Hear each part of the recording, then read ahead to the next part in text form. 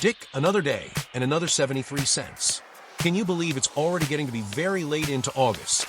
Dan, you can bet your sweet bippy on that. Time flies when Laughing brings you the news. Speaking of the news, here's Goldie for this week's wrap-up she calls Sock It to Me. Sock It to Me is right, guys, and you can look that up in your Funkin' Wagnalls. This week's big news story is, Jesus is due back any day, and here at Laugh-In we are happy about all the bad news. Because Jesus said, "Blessed are you that weep now, for you will laugh." Take it away, Dick. In this week's Jesus is due back any day now news roundup, and that will be without the horses. Laugh-In covers interesting but stupid news, people in the news, Ernestine covers technology news, and much, much more. Stay tuned. So take it away, Dan. Thank you, Goldie and Dick. And now here is Laugh-In's very own Artie Johnson. He is all set to bring you our first segment called Very Interesting But Stupid News. White House aide, 35-year-old Natalie Harp, according Secret Service.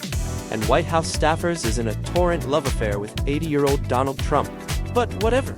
In one of her published love notes, she may have just outed Trump as the Antichrist. She states, "You are the Alpha and the Omega, the be-all and end-all, and what would I be without you?" Very interesting, but stupid. And now here's Ernestine, bringing you the rapidly changing world of technology news. Hi guys! In today's technology news, bad actors, not to be confused with Bruce Lee and the Green Hornet. China and Iran have taken control of small-town USA utilities computers, like Plymouth, Minnesota, and 12 other states from California to Massachusetts as recent as this July and August. The China hacking report called Salt Typhoon was released on August 4, 2026 by the U.S. House Committee on China Affairs. The report reveals China has a massive, preemptive strike foothold on America by taking over the U.S. internet and telecommunications systems. They have the ability to instantly shut down American utilities, disabling America from protecting itself when attacked by China, Russia, or Iran. And now here's Gladys and Tyrone from their cozy park bench with Laugh-In's People News. Thanks, Ernestine. Well, Tyrone, it's you and me, baby, you dirty old man, you putting the frosting on the cake for today's People News. Gladys, my voluptuous movie star and passionate petunia. Baron Trump is the big news hiding inside this cake. And boy oh boy, this 20-year-old has rocked the entire Trump universe, from Romania, London, to the United States, and not to mention his mom. So what's the big news, Tyrone? In August 2026, Baron Trump made headline news because of his unusually close relationship with Tristan and Andrew Tate, also known as the Tate brothers. Tyrone, I remember now.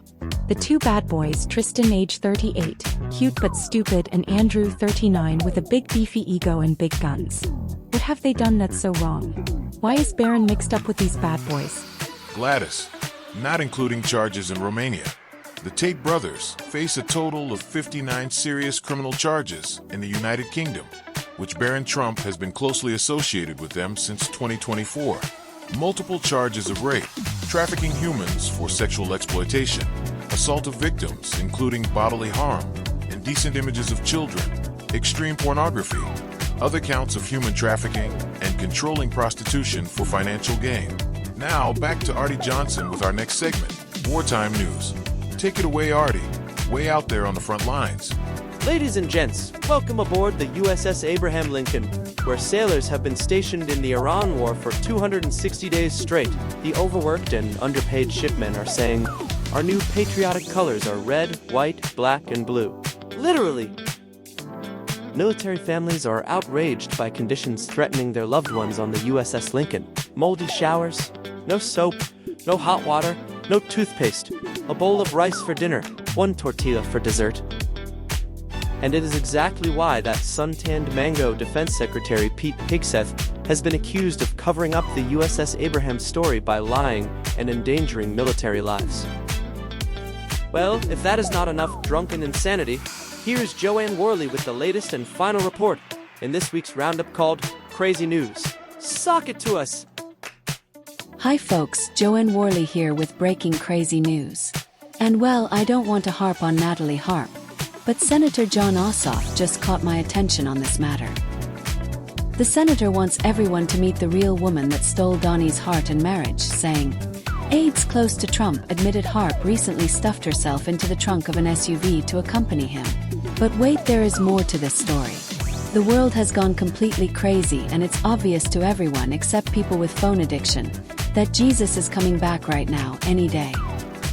But I digress. Senator Ossoff also wants us to know that Natalie Harp hid in an airport catering truck with the president to escape an Air Force One threat, all the while leaving the plane filled and exposed to the danger with government staff and Washington press corps still inside. Therefore, Trump publicly professed his passion for Natalie Trump. Oh, I'm sorry, my bad, I meant Natalie Harp. Trump emphatically said, "She will never leave me. She loves me as much as Melania." So that's all, folks. And this has been Joanne Worley with the crazy news. Now back to Dan and Dick for this week's Flying Fickle Finger of Fate Award, given to Laughing's top news winners in order to give us all something to cry about. Dan, we are just about out of time, really out of time, and you can bet your sweet Fippy on that. So I guess we're going to have to make this quick. Dick, this week's Flying Fickle Finger of Fate Award goes to the Trump White House. These are people that really deserve the Fickle Finger of Fate Award. Where else in the world can you find a bunch of delusional geriatric fascists, greedy elite capitalists, hypocrites, swingers, adulterers, liars, dictators, uneducated statesmen, fornicators, alcoholics, and drug addicts ruining the United States and the world, right here in our own backyard? Until next week, if there is a next week, I'm Dan Rowan. And I am Dick Martin. And here is Goldie for the final word. At Laugh-In, we know that the big and evolving news story will always be, Jesus is due back any day. In fact, we are happy about all the bad news because Jesus said, "Blessed are you that weep now, for you will laugh." Until next week's show, God bless you, and I pray that we all will be laughing one day very soon.